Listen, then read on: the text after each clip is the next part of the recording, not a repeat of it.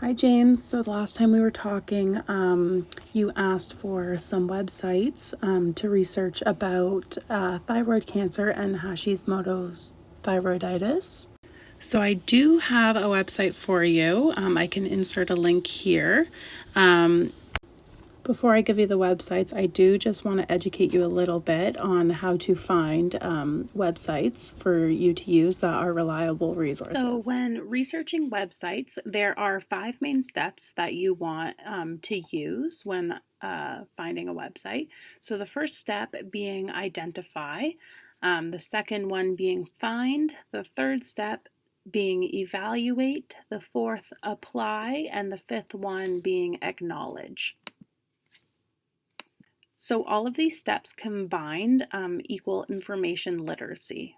Let's apply this framework to your case. So in your case, you want to research thyroid cancer and Hashimoto's thyroiditis. So that will be your identifying. So we identified that the research you want is about thyroid cancer and Hashimoto's thyroiditis. So moving on to the second step of finding. When finding information, it is important for you to know that using resources like the Mayo Clinic or Wikipedia or WebMD are not the best resources for you to use. This is because they are not medically or even peer reviewed, and the information can be edited right on the website. So that makes it not accurate information, so you'll want to stay away from those types of websites. So now we'll move on to the third step of evaluate. So here we want to reflect on the important things that the article is teaching you, as well as focusing on what you want to learn. You also want to make sure that you have learned everything that you want here and evaluate the information that has been given to you. So how does this relate to your case? And how do you find this information helpful? We will now move on to the fourth step of apply. So here you want to apply the knowledge learned to your specific situation, whether it is how to manage thyroid cancer, how to be supported, or just general knowledge. So if you want to know more about the disease. So the fifth step is acknowledge. This step doesn't necessarily apply to you. It only does if you are wanting to share this information with other people. So if you are, then you want to acknowledge where you got this information from. So that is where you want to credit the website that has been given to you. Okay, James, so I'm going to provide you with the website that I think will suit your needs. So the website I have chosen for you is the Canadian Cancer Society. Here you can research about thyroid cancer as well as Hashimoto's thyroiditis. So I'm just going to walk you through a little bit of the drop-down menu when you search thyroid cancer into the search bar of this website here. So you're going to click on the little search bar on the top right corner and type in thyroid cancer. You'll then see a couple drop-down menus for what is thyroid cancer, risk factors for thyroid cancer, symptoms of thyroid cancer, as well as diagnosis of thyroid cancer and the stages of thyroid cancer, if thyroid cancer were to spread, the prognosis and survival for thyroid cancer, treatments for thyroid cancer, and the supportive care for thyroid cancer. And if you are interested, they do have a little bit of the statistics for thyroid cancer as well if you want to research about that. But I think this will best suit your needs and hopefully answer any questions. Okay, James, now I am going to provide you with another tool that we use to evaluate websites as well.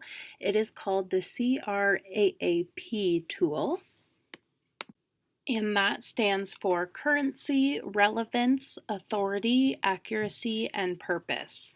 So I'm going to apply this tool to your situation, and I'm going to use it on the website that I have given to you. Okay, so the first step of the tool is currency.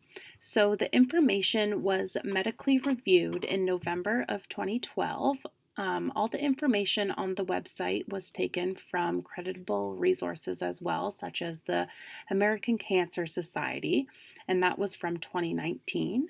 All the links throughout the website are functional. I have insured this myself.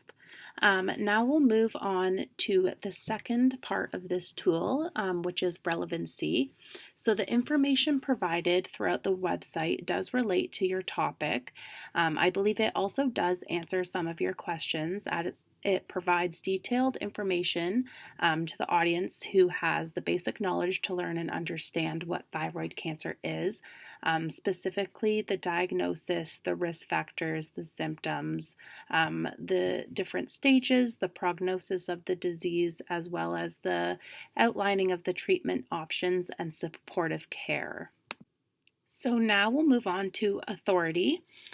So the author of this article is technically the Canadian Cancer Society, and it was medically reviewed by S. Ezrit, MD. The author is qualified to write this topic as they are a doctor. There also is a contact email address in case you do have any more questions. We're now going to move on to the accuracy. So the majority of the information does come from other resources such as the American Cancer Society. There are also references from the Head and Neck Cancer, a multidisciplinary approach, the Rosenberg Cancer Principles and Practice of Oncology, and the National Cancer Institute. All of this information has been medically reviewed. I can also verify the information from my personal knowledge, such as the structure of the thyroid. All of the language and the tone of the website seems unbiased and free of emotion. There are no active grammatical errors or spelling mistakes throughout the website that I have noticed. Now we'll move on to the purpose part of this tool. So the purpose of this information is to both inform and teach the patient or the audience. The information is clear, concise, and factual. And there are no personal, political, cultural, or institutional biases throughout this website. All right, James, so that really concludes all the websites I have for you today. I hope you found it helpful, and I hope it answers all of your questions. And I wish you all the best in your researching.